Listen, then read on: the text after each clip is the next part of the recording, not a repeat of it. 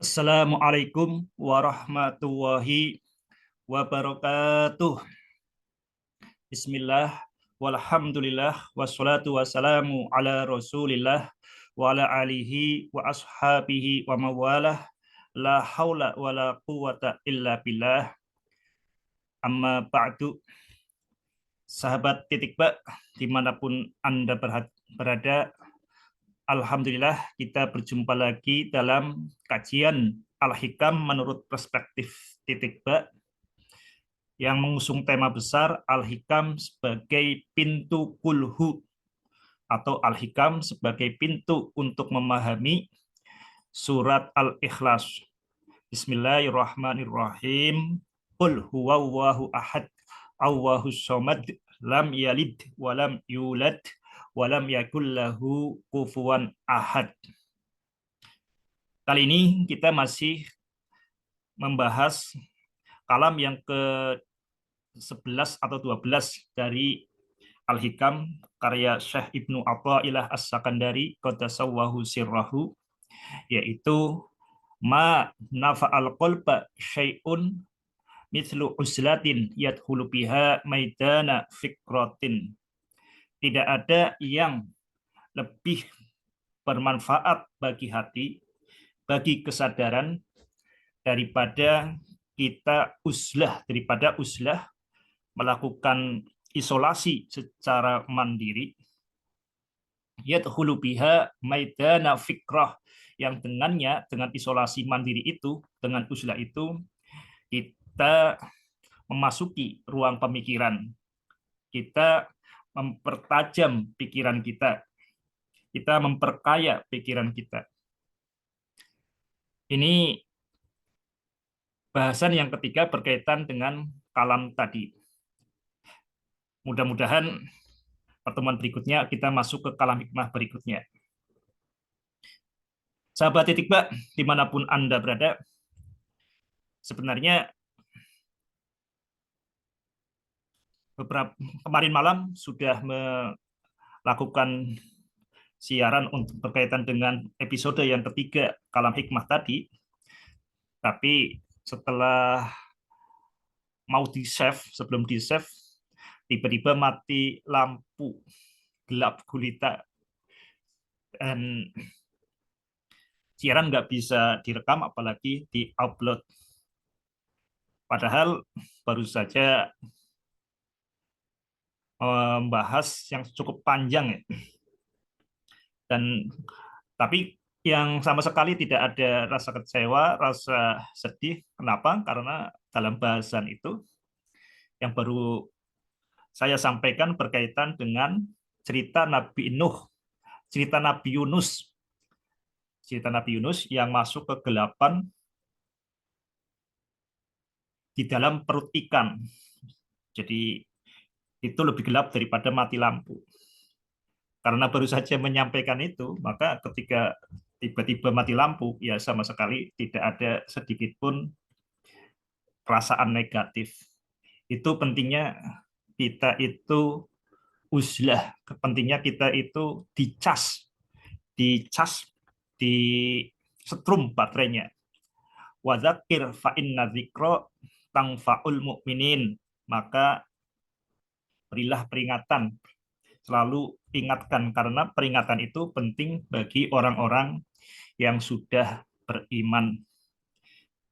Sahabat titik bak, dimanapun Anda berada, jadi kajian Al-Hikam ini terutama adalah peringatan bagi diri saya sendiri, dan mudah-mudahan bermanfaat juga bagi keluarga dan bagi pemirsa titik bak official dimanapun Anda berada.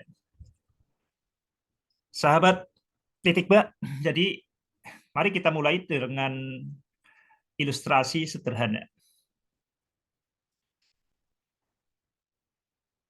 Bayangkan ada gelas ya, ini gelas utuh.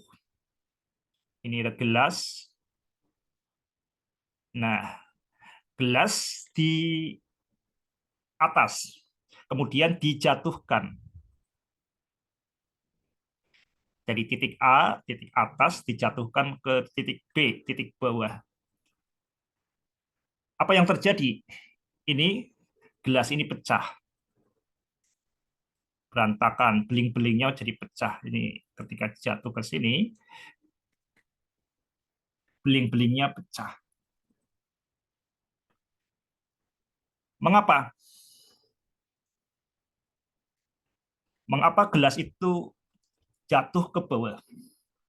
Kemudian beling-belingnya pecah seperti ini dan tidak pernah terjadi gerak yang sebaliknya, yang ke atas seperti ini. Jadi tadinya gelas itu pecah, kemudian naik ke atas jadi utuh lagi. Ini tidak terjadi. Yang terjadi adalah ini.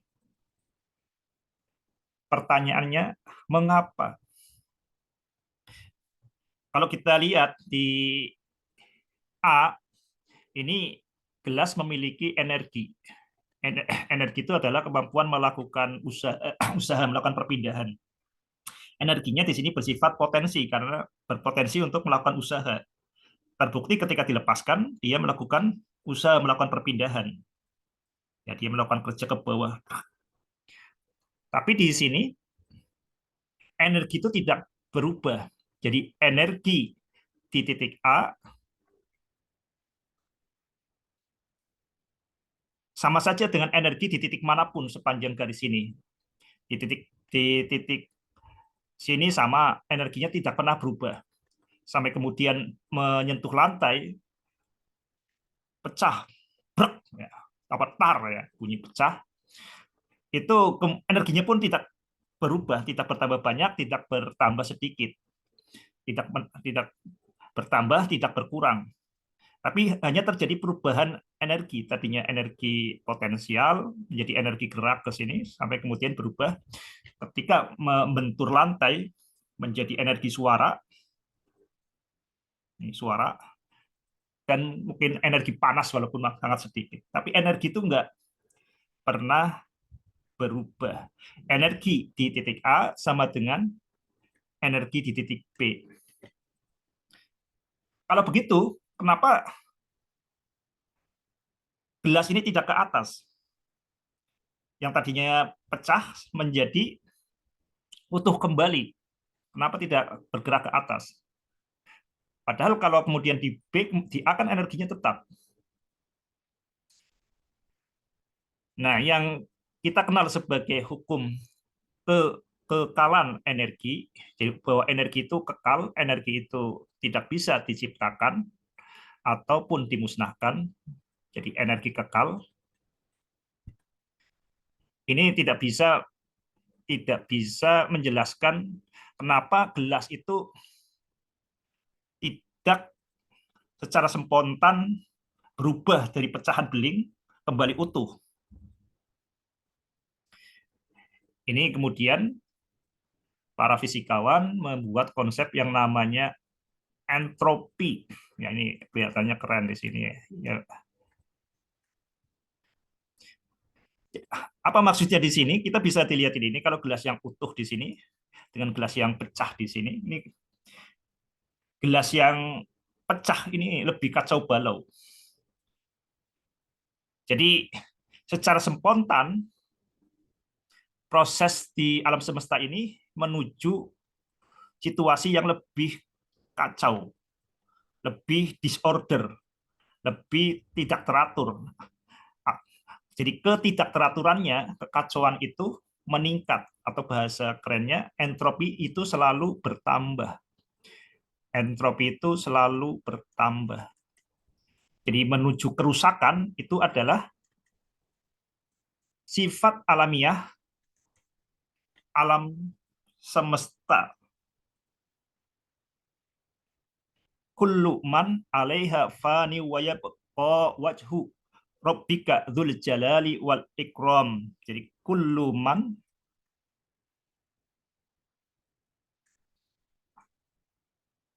'alaiha fan.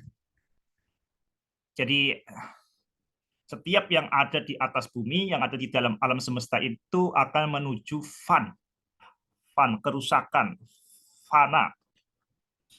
Maka di dalam model titik ba itu digambarkan seperti ini ya. Jadi dengan sudut pandang titik ba. Jadi semua yang selain Allah itu bergerak dari keutuhan itu menuju kerusakan. Maka di sini dengan kita perspektif hukum yang pertama disebut tauhid. Prinsip yang pertama disebut tauhid, prinsip yang terakhir itu disebut fana. Ini pergerakan alamiah apapun selain Allah Subhanahu wa taala itu menuju kerusakan. Kullu man 'alaiha fani wa yabqa wajhu rabbika dzul jalali wal ikram. Makanya di titik ba ini semua yang masuk ke dalam kesadaran kita yaitu berarti adalah tanda-tanda dari Allah Subhanahu wa taala. Ini penjelasannya bahwa apapun itu secara alamiah menuju kerusakan. Ini penjelasan ini bersifat universal. Jadi selain hukum pekakalan energi, ini juga ada hukum pertambahan entropi yang bersifat universal yang sering disebut sebagai hukum kedua termodinamika. Ini menjadi dasar perancangan termodinamika. Ini menjadi dasar perancangan mesin-mesin. Kullu man 'alaiha fani wa yabqa wajhu rabbika dzul jalali wal ikram. Sahabat titik bak dimanapun Anda berada, kita akan menerapkan hukum dua termodinamika ini ya. Jadi hukum bahwa yang namanya kekacauan, yang namanya ketidakteraturan itu akan selalu bertambah. Jadi harus ada upaya sengaja agar kekacauan itu tidak terus bertambah. Karena secara alamiahnya bertambah. Jadi kalau rumah yang dibiarkan begitu saja, ya lama-kelamaan akan terjadi kerusakan. Pelan-pelan akan rusak, akan rusak, akan rusak. Beda dengan rumah yang didiami manusia. Itu menjadi tidak ada kerusakan karena ada upaya secara sadar untuk melakukan rehab ya. Rehab sedikit-sedikit kalau ada gendeng bocor ditambal, kalau ada cat melupas dipugar lagi. Itu yang menyebabkan menghambat kerusakan. Sahabat titik bak dimanapun Anda berada, jadi sebenarnya fungsi uzlah itu seperti itu. Kemarin sudah kita bahas yang kita sampaikan berupa cerita Nabi Muhammad uzlah di Gua Hiro selama 6 bulan, dari bulan Rabiul Awal sampai turunnya Al-Quran pada bulan Ramadan, tanggal 10 Agustus 610, itu uzlah di titik awal. Jadi uzlah di titik awal misi besar. Jadi misi besar Nabi Muhammad di Mekah dari 610 sampai 622. Kemudian dilanjutkan dari 622, 632 ini periode Mekah.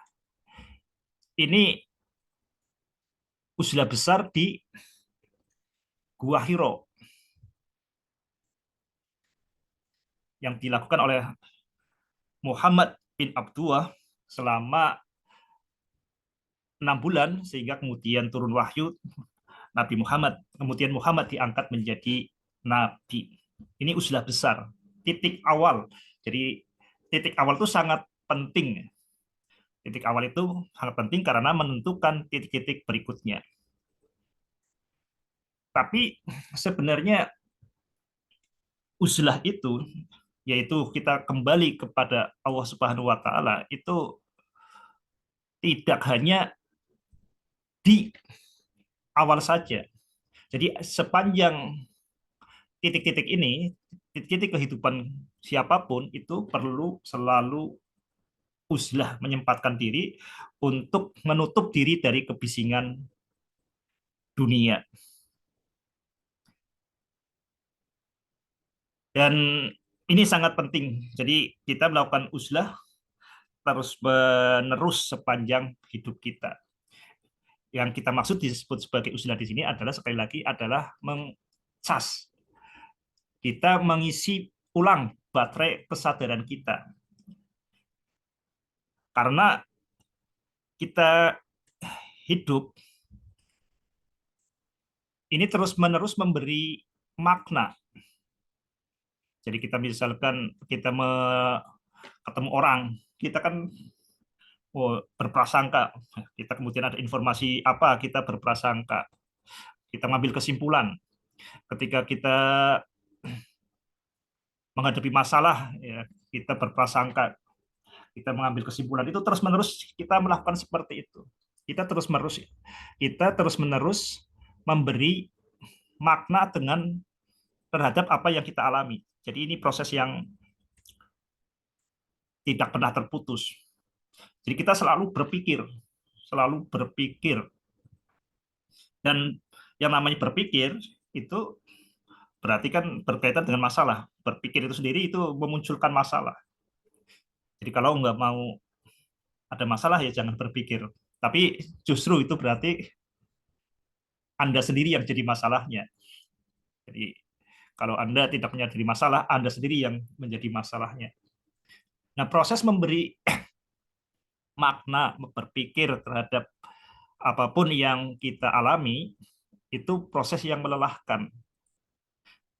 Tanda kita sudah lelah memberi makna terhadap apa yang kita alami, itu kalau kemudian makna yang kita berikan pada kehidupan kita, ini hal-hal buruk. Ketemu orang,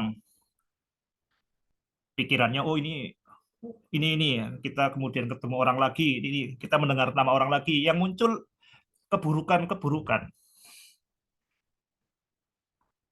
Jadi manusia itu yang paling mengganggu dirinya itu yang berkaitan dengan manusia lain. Jarang orang itu menaruh dendam misalkan kepada kambing, pada kucing. Ya mungkin ada yang dendam ke kucing, dendam ke kambing, dendam ke tikus. Tapi itu biasanya tidak terlalu masuk hati ya. Jadi yang paling menyiksa kita, menyiksa diri sendiri itu prasangka kepada orang. Itu yang pertama. Kalau kemudian kepada Bani Adam sesama ya Bani Adam, kita kok pikiran kita negatif, ucapan kita kepada mereka negatif, apalagi tindakannya negatif, itu sebenarnya kita sudah lelah, baterai kita itu sudah hampir habis atau bahkan sudah habis. Yang kedua, tanda-tanda kita sudah lelah ya, itu berkaitan dengan masa depan dan masa lalu. Sebenarnya sekali lagi ya, ini sebenarnya masa depan masa lalu tuh nggak ada. Yang ada ya yang saat kita jalani sekarang. Masa depan itu ada karena pikiran kita sendiri, kita membayangkan masa depan. Masa lalu masih ada karena ada ingatan. Kita membayangkan masa lalu yang sudah kita lewati.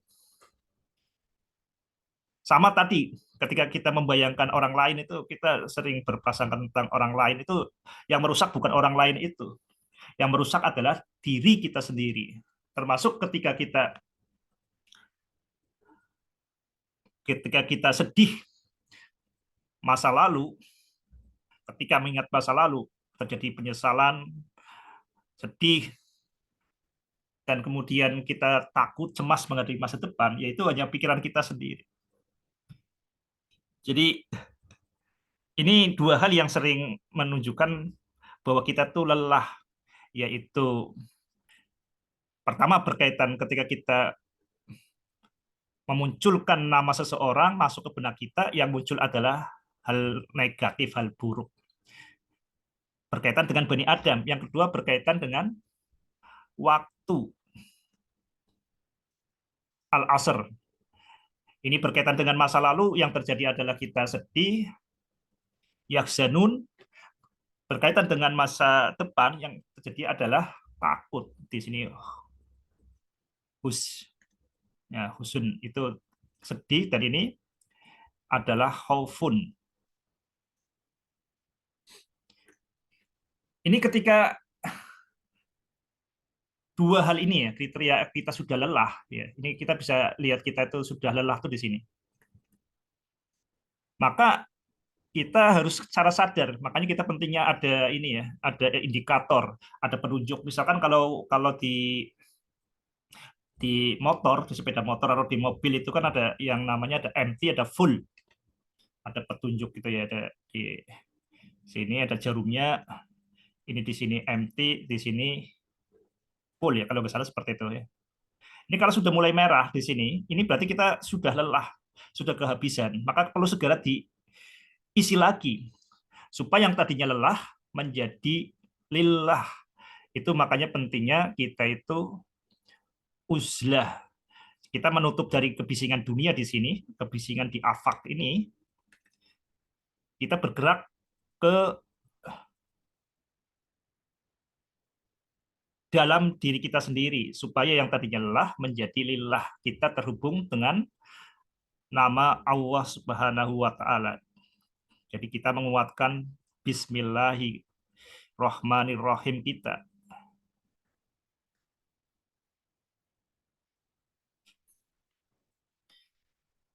Sahabat titik Pak, dimanapun Anda berada, ini bisa kita pantau kondisi batin kita. Kita pantau baterai kita pantau bensin kita, apakah masih banyak ataukah sudah emergensi. Kalau sudah emergensi, maka segeralah diisi. Jika kita sudah mudah berprasangka buruk pada orang lain, kita kok nyaman cerita keburukan orang lain, kita kok selalu selalu dapat menemukan keburukan orang lain. Jika kita kemudian sedih dengan masa lalu,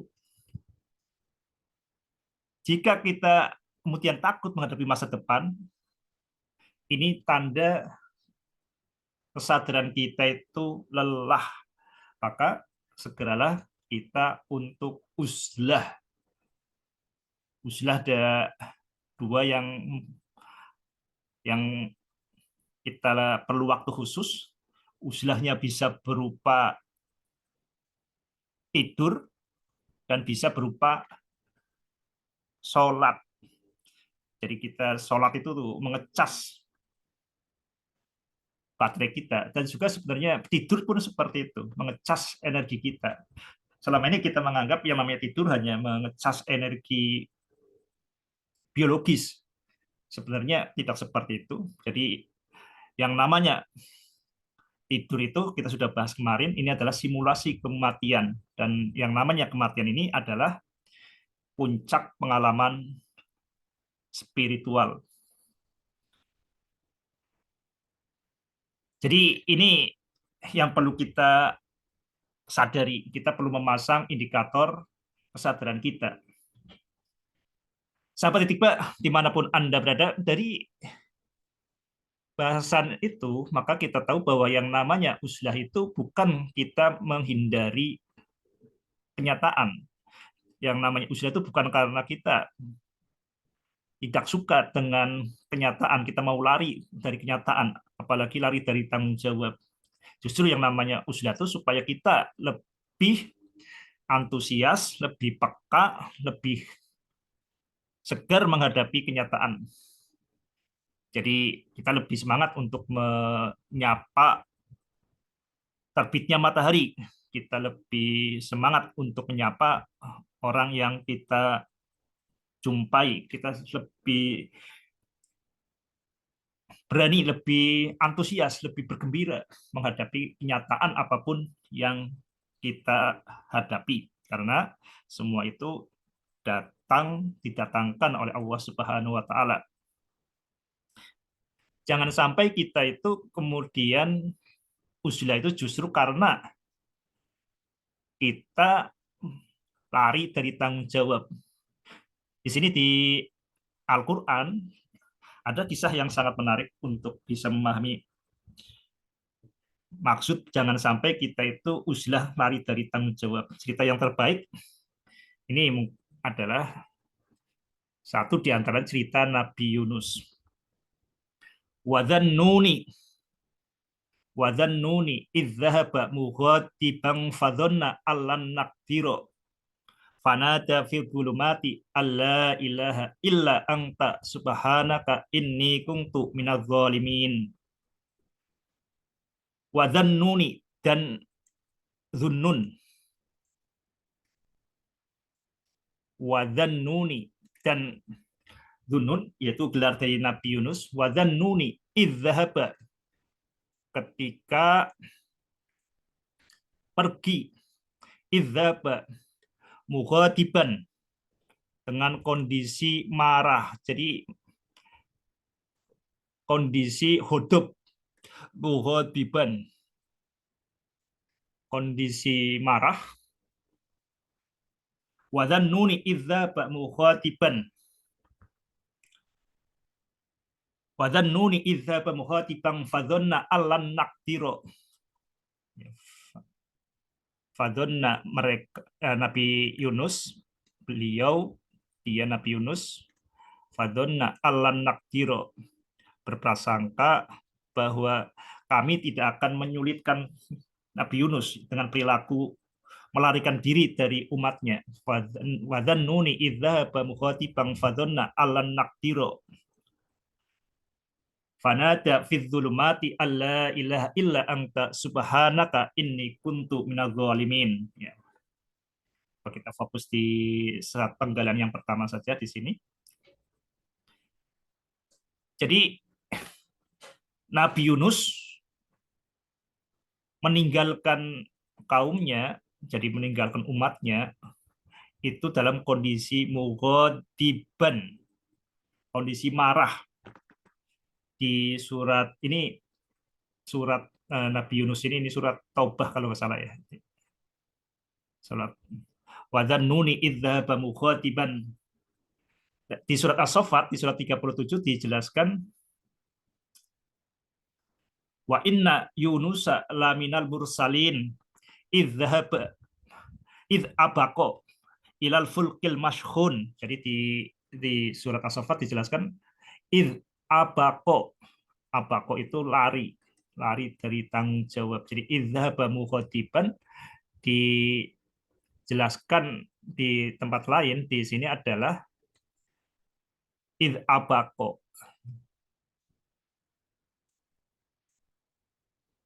Dengan kondisi marah, mutung,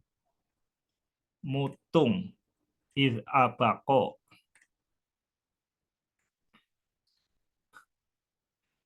Jadi melarikan diri atau ini seolah-olah seperti uzlah itu kan berarti mengasingkan diri, melarikan diri, meninggalkan umatnya dalam kondisinya mughadiban, kondisinya marah. Karena itu apa yang terjadi? Maka yang datang adalah ujian. Yang datang ujian di Nabi Yunus ditegur oleh Allah Subhanahu wa taala dengan ketika di kapal itu kapalnya penuh dan kemudian mau tenggelam, mau tidak mau untuk menyelamatkan yang ada di atas kapal perlu dikorbankan satu atau beberapa orang untuk mengurangi muatan. Nah, ini perlu supaya adil perlu diundi. Nah, berulang kali diundi ini Nabi Yunus yang kemudian terpilih untuk dibuang, dilempar ke tengah lautan. Ini akibat mutung menghadapi masyarakat. Ini bukan uzlah ya, karena ini menyepinya karena menghindari masyarakat, bahkan lari dari tanggung jawab. Wa dzannuni idzaba mughadiban fadhanna allan naqdira fanada fil dhulumati alla ilaha illa anta subhanaka inni kuntu minadz zalimin. Akhirnya Nabi Nuh dimakan ikan, makan ikan besar. Ikan besar dimasuk ke dalam perutnya, dia dimakan ikan itu enggak ini enggak dikunyah ya, masuk ditelan disedot masuk. Nah, ikan jadi binatang yang paling besar di bumi ini bukan yang hidup di daratan ya, bukan gajah, bahkan bukan dinosaurus yang paling besar. Hewan yang paling besar di dunia ini adalah yang hidup di lautan, ikan paus. Ikan paus itu bisa sampai ini ada 30 meter ya kalau tidak salah. Itu kan lebih besar daripada rumah. Nah, rumah nih biasanya cukup ini di perumahan saya ini rumah paling panjangnya 9 meter ya, 9 meter. Ini sampai 20 meter, 30 meter, jadi besar sekali. Ikan itu dan Nabi Nuh disedot masuk ke dalam perut ikan itu. Di mau nggak mau ini Nabi Yunus dipaksa untuk uzlah, ini uzlah paksa ya, uzlah yang dipaksa, ini bukan isolasi mandiri, ini isolasi paksa. Nah, sehingga tidak ada pilihan lain, tidak ada pilihan lain ya bagi seorang nabi, langsung teringat Allah Subhanahu Wa Taala. Maka di situ hanya yang ada kan hanya ya, nggak ada yang bisa dimintai tolong. Maka setiap saat terus-menerus Nabi Yunus mengucapkan la ilaha illa anta subhanaka inni kuntu minadz zalimin. La ilaha illa anta subhanaka inni kuntu minadz zalimin. Falau la annahu kana minal musabbihin lalabitha fi batnihi ila yaumi yub'atsun. Nah, dijelaskan di surat As-Saffat, seandainya Nabi Yunus tidak termasuk orang yang bertasbih. Ya, bertasbih di sini berarti jangan sampai ada pikiran negatif terhadap Allah Subhanahu wa taala, itu bertasbih. La ilaha illa anta subhanaka inni kuntu minadz zalimin. Di sini bahasa yang disampaikan oleh Nabi Yunus ini dialog langsung dengan Allah. Jadi menggunakannya bukan la ilaha illallah, tapi di sini la ilaha illa anta. Tiada Tuhan selain engkau, bukan tiada Tuhan selain Allah. Tapi ini sudah benar-benar ya nggak ada lagi yang bisa diajak dialog. Nah, di saat-saat benar-benar di kondisi yang paling paling bawah seperti itu, kondisi yang sangat tidak berdaya, inilah saat yang paling tepat bagi kita untuk berdoa. Makanya dikatakan yang paling kondisi yang paling dekat seorang hamba dengan Allah Subhanahu wa taala itu ketika sujud. Jadi ketika kita benar-benar mengenolkan diri, ya sebenarnya bukan mengenolkan diri, kita memang sudah nol, menyadari keenolan diri, menyadari bahwa diri kita itu tidak ada apa-apanya. Itu adalah kondisi yang terbaik. La ilaha illa anta subhanaka inni kuntu minal zalimin. La ilaha illa anta subhanaka inni kuntu minal zalimin. Falau la annahu kana minal musabbihin lalabitha fi batnihi ila yaumi yub'asun. Seandainya Nabi Yunus tidak termasuk orang yang ahli tasbih, yang membersihkan pikirannya, kesadarannya dari pikiran negatif terhadap Allah Subhanahu wa taala, jadi menjaga husnudzon kepada Allah Subhanahu wa taala itu ini ya, tasbih ya. Jadi menjaga semangat bismillah bahwa Allah itu Ar-Rahmanur Rahim. Itu Nabi Yunus ikan itu yang sangat gelap itu, ya ketika mengucapkan la ilaha illa anta subhanaka inni kuntu minadz-dzalimin, tentu dalam kondisi yang sangat-sangat fokus, tidak sambil ngerokok, tidak sambil mainan HP. Jadi benar-benar yang bertasbih itu bukan hanya mulutnya, tapi yang bertasbih itu 30-40 triliun sel yang ada di dalam tubuhnya itu dipimpin, diajak untuk bertasbih. La ilaha illa anta subhanaka inni kuntu minadz-dzalimin. La ilaha illa anta subhanaka inni kuntu minadz-dzalimin. Ini di sini ada dua kondisi. Yang pertama, ini kondisi uzlah kita bisa lihat dengan perspektif titik ba. Ya, ini perspektif titik ba di sini.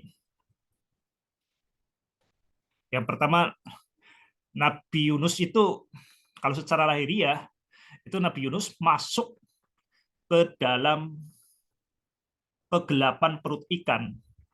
Tapi sebenarnya Nabi Yunus itu masuk ke dalam dirinya, dirinya sendiri. Jadi yang tadinya ketemu banyak orang, banyak informasi di dunia luar, di afak ini ditinggalkan. Nabi Yunus masuk ke dalam dirinya sendiri. Kegelapan di sini ke dirinya sendiri, sehingga tidak ada pilihan. Maka Nabi Yunus, jadi kesadarannya ibarat titik yang harus tersambung dengan nama Allah. Siapakah Allah? Adalah Ar-Rahmanur Rahim.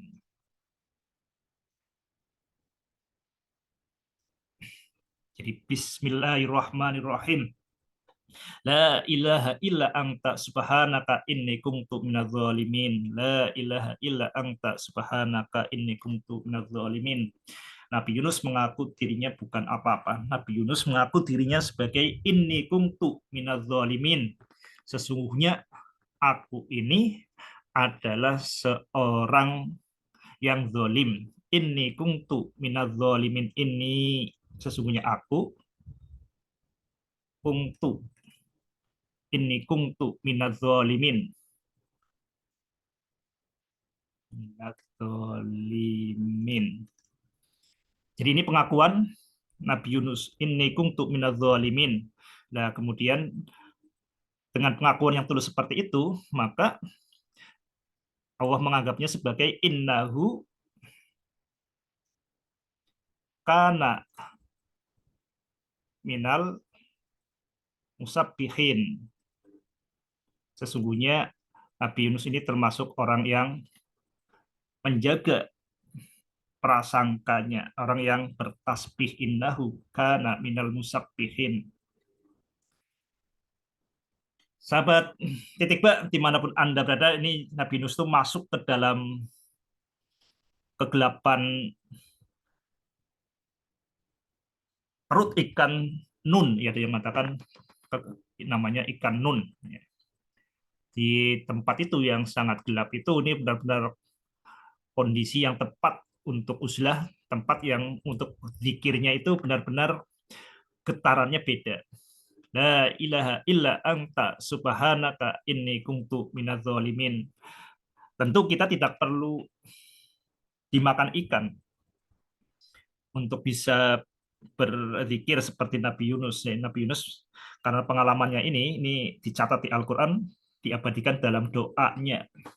Dan kita nggak perlu masuk ke perut ikan, kegelapan perut ikan, tapi kita bisa membayangkan, melakukan simulasi berada di dalam kegelapan ikan. Jadi ketika mengucapkan la ilaha illa anta subhanaka inni kuntu minadz-dzalimin, kita pastikan diri kita itu masuk ke kegelapan ikan itu, ke kegelapan perut ikan. Jadi kita ketika mengucapkan la ilaha illa anta subhanaka inni kuntu minadz-dzalimin, itu getarannya secara kejiwaan berbeda. Ini pentingnya kita memahami cerita.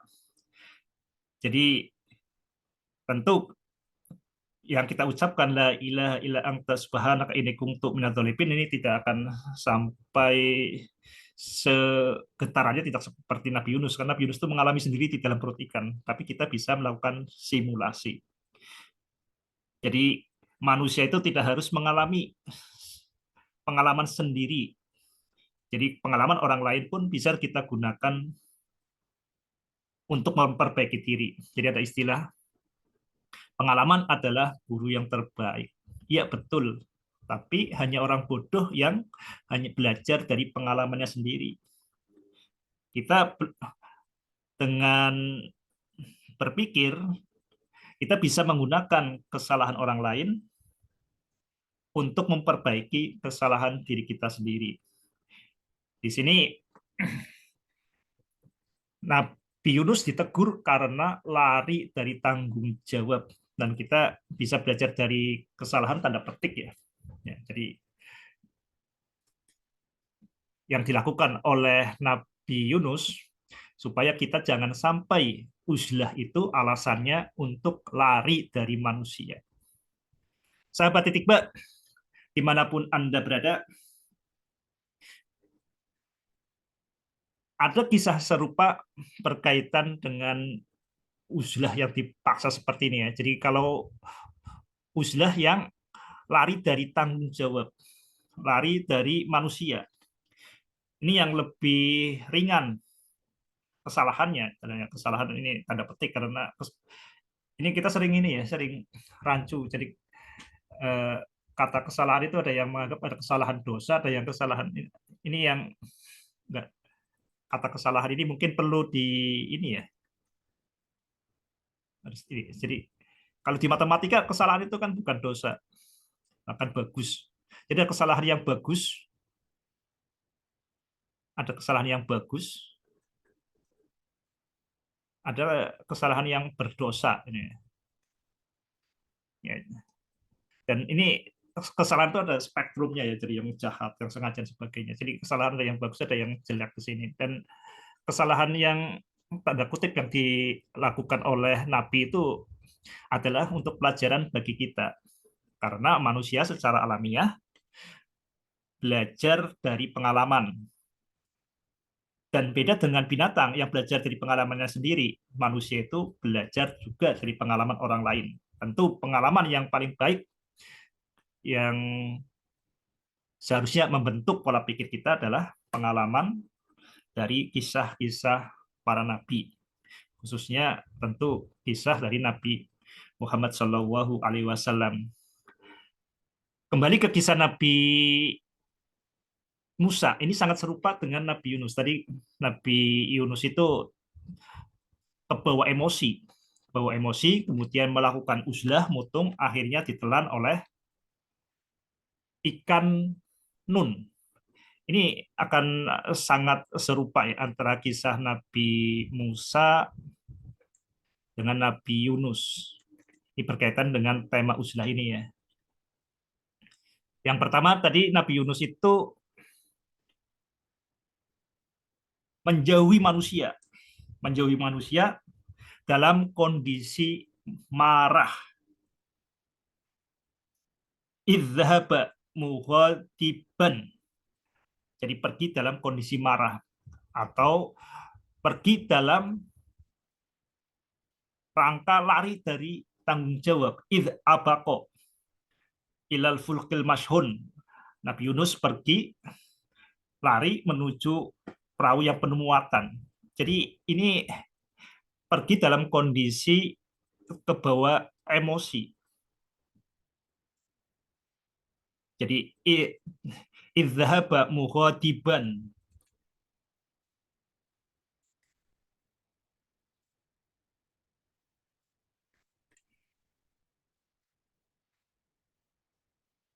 Serupa dengan yang dilakukan Nabi Yunus, ini Nabi Musa pernah kemudian uzlah, tanda jadi uzlah meninggalkan kaumnya bukan dalam kondisi marah, tapi kondisi yang sangat merindukan, terbawa rindu untuk bertemu Allah Subhanahu wa taala. Jadi karena rindu bertemu Allah Subhanahu wa taala, maka datang kepada Allah bermunajat tidak sesuai dengan waktu yang ditentukan. Makanya kemudian ditegur oleh Allah Subhanahu wa taala, "Wa ma a'jalaka an qaumika ya Musa." Apa yang membuatmu tergesa-gesa, terburu-buru sehingga meninggalkan kaummu wahai Musa? Wa ma a'jalaka an qaumika ya Musa. Jadi dalam kondisi tergesa-gesa karena itu kemudian meninggalkan kaumnya. Ya di sini kesamaannya dengan Nabi Yunus itu meninggalkan kaumnya. Bedanya Nabi Yunus meninggal kaumnya dalam kondisi marah, Nabi Musa meninggalkan kaumnya karena terbawa rindu ingin bertemu Allah Subhanahu wa taala, ingin bermunajat. Tapi malah kemudian ditegur oleh Allah Subhanahu wa taala. Wa ma a'jalaka an qaumika ya Musa. Apa yang menyebabkan kamu itu tergesa-gesa sehingga meninggal kaummu wahai Musa? Nabi Musa menjawab, qala hum ulai ala asari wa ajiltu ilaika rabbi litardo. Ya Allah, kaumku ini sudah berada dalam track yang benar, jalur yang benar.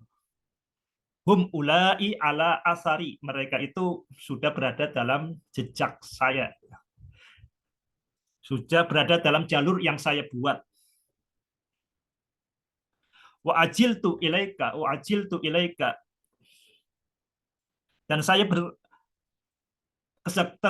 berburu-buru, tergesa-gesa, bergegas menemuimu, wahai Allah, supaya engkau litardo, supaya engkau ridho. Ini sekilas sangat sangat bagus ya. Jadi rindu kepada Allah, alasan untuk kemudian meninggalkan kaumnya. Ya rindunya tepat litardo itu, tapi yang kemudian tergesa-gesa, tidak sesuai dengan waktunya, sehingga meninggalkan kaum, itu yang kemudian mendatangkan fitnah. Maka kemudian Allah mengatakan, qala qala inna qad fatanna qaumaka min ba'dika wa adullahumus samiri. Maka sungguh kami akan menguji, mendatangkan fitnah, cobaan pada kaummu, wahai Musa, dengan munculnya Samiri. Sahabat titik Pak, dimanapun Anda berada, ini sangat serupa dengan kisah Nabi Yunus, tapi ciri khasnya di Al-Quran itu ini saling melengkapi. Jadi bukan pengulangan sama persis, nggak seperti itu, tapi ini saling melengkapi. Nabi Yunus meninggalkan kaumnya karena idzhaba mughadiban, dalam kondisi marah.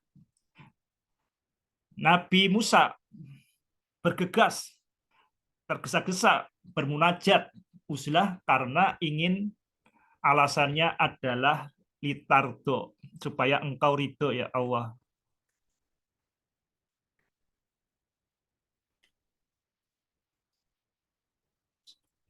Ini sama-sama di sini adalah meninggalkan kaum, meninggalkan manusia.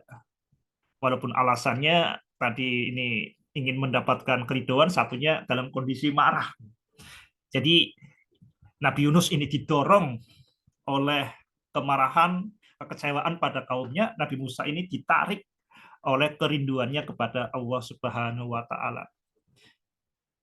Tapi dua-duanya sama-sama meninggalkan Bani Adam, meninggalkan kaumnya.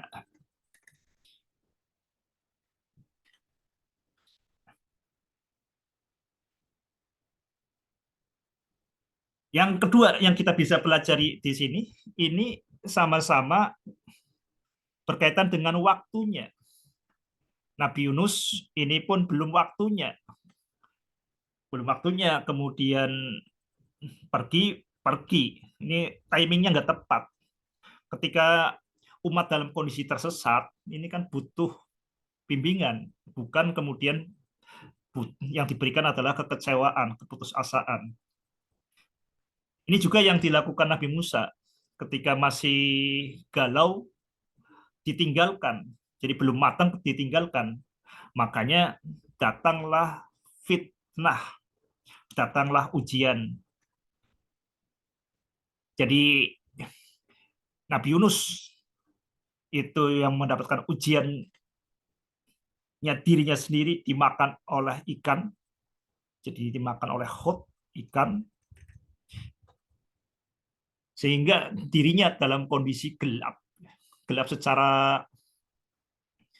secara fisik maupun secara psikologis, kondisi gelap. Dan Nabi Musa ini kaumnya diuji dengan patung anak sapi. Kalau ini benda mati, benda hidup ya, ikan hidup, ini anak sapi, ijlun, anak sapi yang bisa berbicara, yang dibuat oleh Samiri. Ya mungkin ini Samiri ini pakar artificial intelligence pada zaman itu. Sehingga kemudian ketika Nabi Musa tidak ada, Samiri membawa patung anak sapi, patung perdet. Perdet itu bahasa Jawa artinya anak sapi, yang terbuat dari emas dan kemudian bisa bersuara. Ini adalah Tuhannya, Tuhan kamu, ilahukum, Tuhan kamu, wa ilahu Musa fanasi. Ini adalah Tuhan kamu dan juga Tuhannya Nabi Musa, tapi Nabi Musa itu lupa. Sahabat titik Pak, dimanapun Anda berada, demikian yang bisa saya sampaikan pada kesempatan kali ini. Mudah-mudahan kita dapat mengambil pelajaran dari kisah Nabi Yunus maupun kisah Nabi Musa. Jangan sampai kita meninggalkan kaum kita. Kullukum ro'in, setiap kita adalah pemimpin. Setiap Anda, kalian adalah pemimpin, dan setiap kita akan dimintai pertanggungjawabkan apa yang dipimpinnya. Jadi Anda pemimpin, Anda pasti, kehidupan Anda itu pasti berkaitan dengan orang lain. Anda jangan sampai lari dari kaum Anda, dari kelompok Anda. Jika di kelompok Anda ada masalah, Anda tahu ada masalah, ya itu adalah tugas Anda untuk berkontribusi pada solusi, bukan malah lari. Kalau kemudian kita merasa tidak mampu atau belum mampu, kita perlu uzlah, dan uzlahnya bukan untuk melarikan diri, justru uzlahnya itu untuk lebih tegap, lebih tegas, lebih teguh menghadapi kaumnya, menghadapi realitas yang ada di hadapan kita. Demikian, mudah-mudahan bermanfaat. Ya ayyuhalladzina amanu taqullaha wa qulu qawlan sadida yuslih lakum a'malakum wa yaghfir lakum adzunubakum wa may yuti'illaha wa rasulahu faqad faza fawzan 'azima. Wassalamualaikum warahmatullahi wabarakatuh.